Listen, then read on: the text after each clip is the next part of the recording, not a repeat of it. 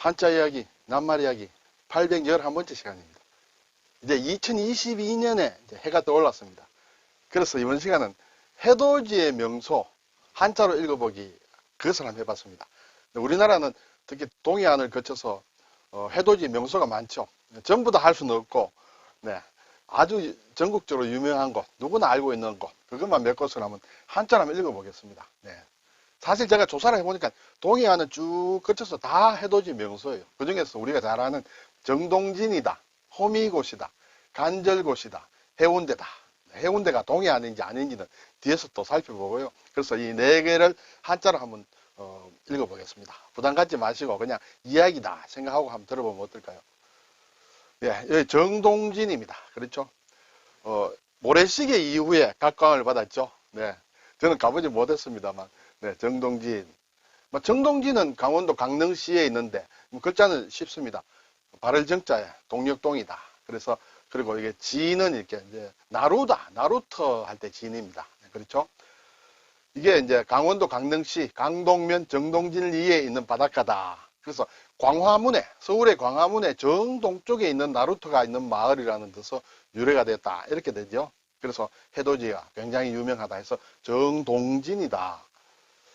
이 진자를 보면 우리가 나루진자와 이 진자가 있어요. 진화발 진자가 조금 헷갈릴 수 있다. 이렇게 되겠습니다. 이것은 이제 나루터를 얘기한다. 이것은 진압을 한다는데 일반적으로 군사들이 있는 그곳을 이제 진이라고 한다. 이렇게 되겠습니다.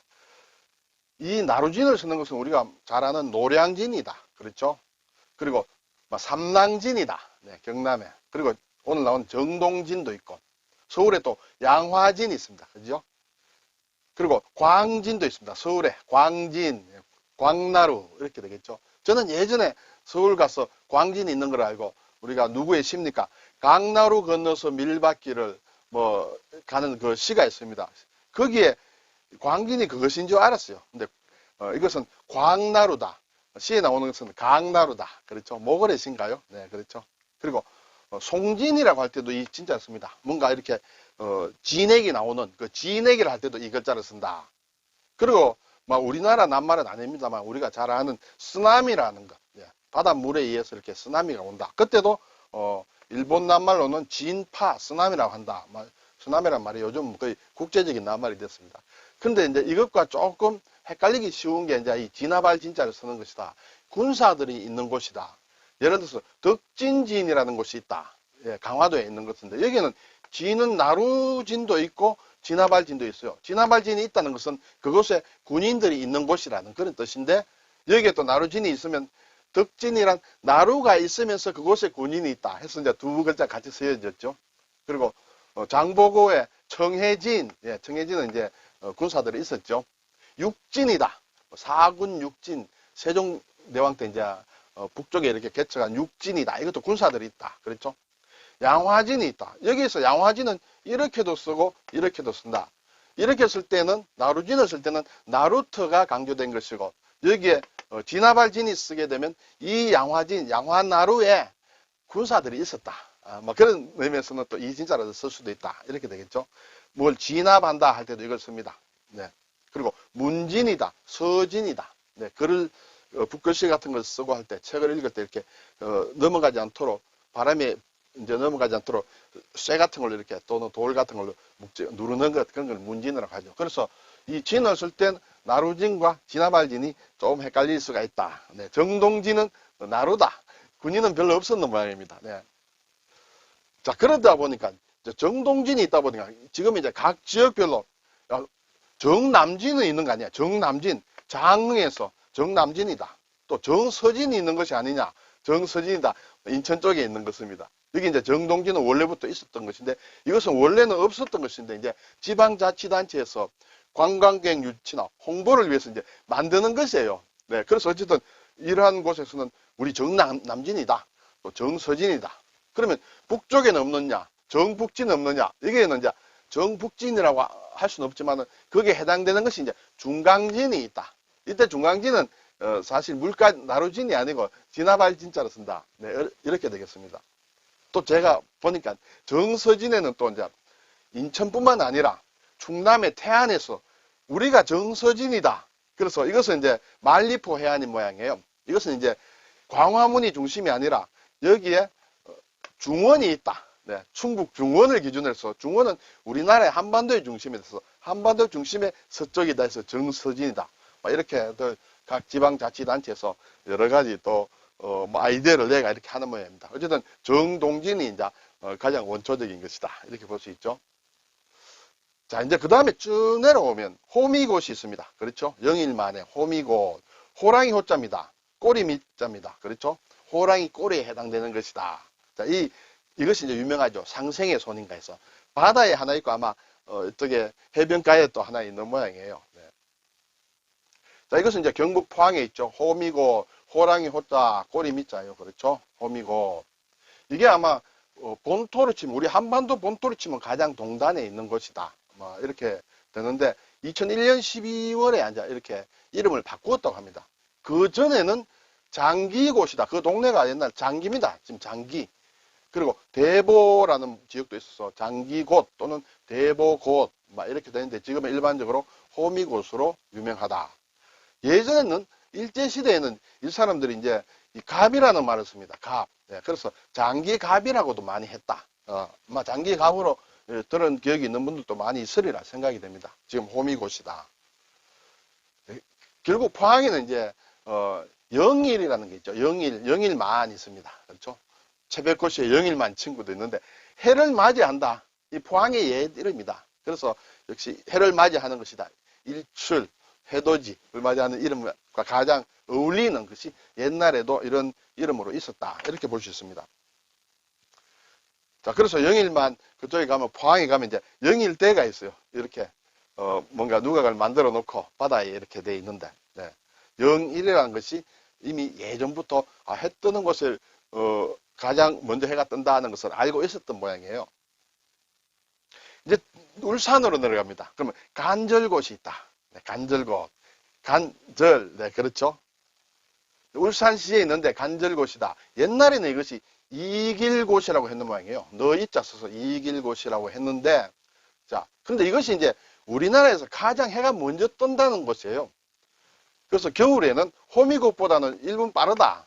그리고 정동진보다는 막 5분인가 7분인가 더 빠르다. 이렇게 얘기를 하는 모양이에요. 사실은 정동진이 더욱더 이렇게 유명하고 물론 호미곶이 이제 가장 오른쪽에 돼 있죠. 경도상으로 보면 이렇게 가장 오른쪽에 돼 있는데 이게 지구가 이렇게 좀 지축이 이제 조금 비스듬하게 돼 있기 때문에 계절에 따라서 다르다. 그래서 겨울에는 이 경도상으로는 호미곶보다 안쪽에 있지만은 이 간절곶이 해가 더 빨리 뜬다. 아마 이렇게 되는 모양이에요. 왜 간절곶이라고 했느냐? 설명이 여러 가지 있는 것입니다. 어부들이 먼 바다에서 바라보면 긴 간지대, 뭐 대나무로 된 긴 장대 같은 것을 보였다. 뭐 이렇게 얘기를 하기도 하고 또는 이게 간이라는 것이 주역의 간방이다. 간방은 동북 쪽이다. 동북 쪽에. 그 우리나라가 이제 전체적으로 동북 쪽의 끝이다. 동북의 끝쪽이다. 이렇게 이제 저런 이제 끝이라는 것이죠. 그래서 여기에서 끊어진다. 더 좋은 기운이 일본 쪽으로 가지 않고 여기서 딱 멈췄다. 그렇게 해서 간방이었다. 간절곶이다. 이렇게 이름을 지었다. 이런 설명도 있습니다만 정확하게 어떤 것인지는 사실은 알기 어렵습니다. 근데 일반적으로 우리가 간절하다 하면 이런 간절하다. 내가 뭔가 절실하게 간절하게 뭘 바란다. 이렇게 이 간절이 아니냐 이렇게 생각할 수도 있는데 현재는 어쨌든 이 간절곶으로 돼 있다. 그런데 사실은 간절하다고 할 때의 간절을 선 간절곶이 맞다라고 얘기하는 사람도 있는 모양이에요. 예를 들어서 경상좌병령계록이라는 데 보면 이게 1864년인데 여기에 보면 이 간절할 간자를 쓴 이 지명이 나온다는 것이죠. 그래서 간절하다는 뜻의 간절곶 그러니까 이러한 글자죠. 이것으로 바꾸는 게 좋지 않겠느냐. 해를 이렇게 맞이하면서 간절하게 소망을 바라는 그런 것. 그래서인지 몰라도 간절곶에 가면 큰 우체통이 있다고 합니다. 희망을 담는 소망을 담는 우체통이 되겠죠. 자, 그런데 이제 이 간절과 관련해서는 이런 말이 있다고 합니다. 간절 욱조 조반도다. 이렇게 되겠습니다. 간절곶에서 욱이라는 것은 해가 떠오른다는 얘기예요. 간절곶에 해가 떠오르면 떠야 이거는 여기에는 조예요. 조는 이제 시작한다는 뜻이에요. 새벽이 시작한다. 아침이 시작한다. 어디에? 반도에. 반도는 한반도를 얘기하겠죠. 그래서 간절곶에 해가 떠야 한반도에 새벽이 온다. 이 말이 울산 읍지에 있다는데 울산 읍지가 아마 여러 차례 있었는 것이에요. 그래서 1871년도에 읍지인지는 잘 모르겠습니다만 여기에 나와 있다는 것이에요. 그런데 사실은 반도란 말은 우리는 예전부터 쓰던 낱말이 아니에요. 이것은 어떤 영어 또는 네덜란드의 퍼닌슐러에 해당하는 말이 반도로 이제 한자로 바뀌었다. 반도란 말은 따지고 보면 좀 기분이 좋은 낱말은 아니에요. 반이 섬이다. 거의 섬이다. 반이 섬이다는 뜻이에요. 그래서 섬나라 기준으로 번역한 것이 아닌가. 하지만 그래서 이 말이 나오는 것은 이전에는 그슬 올라가지 않아요. 아주 옛날에는 조선 팔도라겠지. 조선 반도라든지 이런 말은 없었다. 이렇게 되겠죠. 네, 이래서 간절곶 하면 이러한 간절을 쓴다. 이렇게 되겠습니다. 자, 이렇게 이제 곶이라고 하면 곶을 얘기한다. 곶이라는 것은 뭔가 뾰족하게 튀어나온 것이다. 그것과 같이 쓰는 한자가 이 갑자가 있습니다. 산허리 갑이다. 네. 근데 이 곶이라는 것은 곶을 얘기하기도 하고 익숙해진다는 관 또는 꿰미 천, 꼬챙이 찬 네, 이런 발음도 있고 뜻으로도 쓰인다. 이렇게 되겠어요. 자, 곶이 들어가는 유명한 지명이 이제 장산곶 마루에 장산곶이 있다. 그리고 이제 막 굳이 한자로 쓴다면 곶감이라고 할 때 이렇게 쓸 수도 있다. 물론 곶감은 건시라든지 관시라든지 한자로 달리 있습니다만 차자어로 해서는 이렇게 쓸 수도 있다. 그리고 경기도 김포에 가면 아마 대곶면이라는 것이 행정구역에 지명이 있다. 그리고 한양대 앞에 중랑천에 보면 살고지 다리가 있죠. 살고지 다리. 그것도 한자로 쓰면 화살전이다. 그리고 곶꽃이다. 이렇게 쓰죠. 그리고 이게 산허리 갑은 이제 보면 뭐 별로 서 있는 것들이 없더라고요. 대전에 있는 갑사 이렇게도 쓰고 이렇게도 쓰더라. 이렇게 되겠습니다. 갑사. 또 뭐 전라도 영암에 있는 도갑사 할 때도 이게 쓴다. 많이 쓰진 않는다. 그러면 이제 중국 같은 데서는 어떻게 되느냐 하면 이 갑이라는 것은 이것도 곶과 마찬가지다. 사실은 곶이란 뜻으로 우리도 사실 쓰는데 우리는 용례는 별로 없습니다만 그런 튀어나오는 부분이다. 그리고 쓰는데 이 곶이라는 것은 중국이나 일본에서의 용례는 보면 이 곶이라는 용례 그 의미가 없다. 이것은 꼬치 같은 거, 뭐 양꼬치다, 무슨 꼬치다 할 때 실제로 뭔가 꼬치처럼 생기지 않았습니까? 그렇죠? 꼬치 이렇게 해서 뭐 꽂아 놓은 것처럼. 네. 그래서 꼬치라는 의미로는 쓰지 곶 어떻게 바다 쪽으로 이렇게 튀어나온 땅을 뜻하는 곶이라는 것은 쓰지 않는다. 두 가지가 같은 뜻이 있다. 이렇게 되겠습니다. 자, 이제 해운대로 넘어가 보겠는데, 해운대, 부산이죠. 네.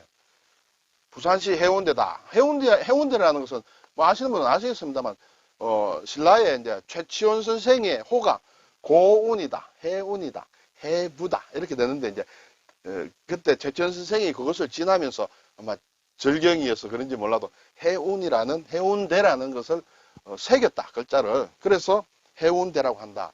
최치원 선생의 호에서 나온 지명이다. 이렇게 되겠죠. 이것이 해운대 석각이라는 게 자세히 보면 여기 해운대 이렇게 적혀져 있어요. 네. 자, 그러면 이제 부산은 동해인가 남해인가 또는 예를 들어서 해운대는 동해에 속하는가 남해에 속하는가도 곁들여 제가 이 정리를 하면서 보니까 참 재밌었다 이렇게 되겠습니다. 그런데 이 기관별로 우리 정부 기관별로 동해와 남해의 경계가 어디냐는 것은 딱 부러지게 정해놓은 것은 없고 각 기관별로 많이 다르더라. 해경, 국립수산과학원, 기상청, 또 부산의 해운대구, 부산의 남구에서 각각 여기가 동해와 남해의 기준이다는 것을 각각 다르게 주장한다는 것이죠. 해경은 상당히 위에 울산의 맨 끝에 기준을 해서 이것이 동해고 아래는 남해다 이렇게 얘기를 하는 모양이고 국립수산과학원은 울기 등대가 있는데 울산에 이것이 기준이다 하는 데가 있고 기상청은 부산과 울산이 마주하는 경계 이것이 동해와 남해의 기준이다 이렇게 되는 것이죠. 사고가 상당히 애매합니다. 이렇게 되어 있기 때문에 그런데 이제 부산의 해운대구는 이렇게 달맞이 언덕이 있죠. 부산에 가면 거기에 해월정이라 있는데 이것이 기준이다. 해운대구는 그렇게 얘기를 한다는 것이에요. 그런데 부산 남구는 아니다. 저기 5, 6도 5, 6도 선착장 앞이 기준이다. 이렇게 하는 모양이에요. 왜냐하면 지방자치단체는 예를 들어서 해운대구는 자기 구 안에 동해와 남해가 각각 갈라지는 기준선이 있다면 관광자원이 된다는 것이죠. 그렇죠? 그래서 그 기준점이 우리 구 안에 있었으면 좋겠다. 이렇게 보는 거예요. 남구도 마찬가지죠. 우리 구 안에 경계점이 있으면 야, 동해와 남해가 합쳐지는 곳이다. 이게 이제 관광 명소가 된다. 이렇게 해서 서로 주장하는 것이 다르다. 이렇게 되겠어요. 그런데 보니까 또 어떤 곳에서는 이제 동해에 이렇게 쭉 올라가는 해파란 길이 있습니다. 네, 걸어보신 분이 계신지 모르겠습니다만 저는 제 고향이 여위에 있기 때문에 해파란 길의 일부를 걸어봤습니다만 해파란 길은 결국 동해안길을 얘기하거든요. 그래서 해파란 길은 어디서 출발하느냐? 5, 6도 선착장 여기에서 5, 6도 해맞이공원에서 출발한다. 그러므로 이것은 이제 부산 남구의 의견과 같겠죠. 그래서 오늘 해맞이 할 때 해운대가 동해냐 남해냐라는 결론은 못 내리겠습니다만 일단 제가 동해 쪽에 넣어서 한번 해보았습니다. 네, 이제 2022년에 이제 해가 밝았습니다. 근하신년 삼가 축하합니다. 축하합니다. 새해를 축하합니다. 삼가 새해를 축하합니다. 이제 이런 말을 당분간 좀 들을 수 있겠죠. 좋은 해를 맞이하시기 바랍니다. 감사합니다.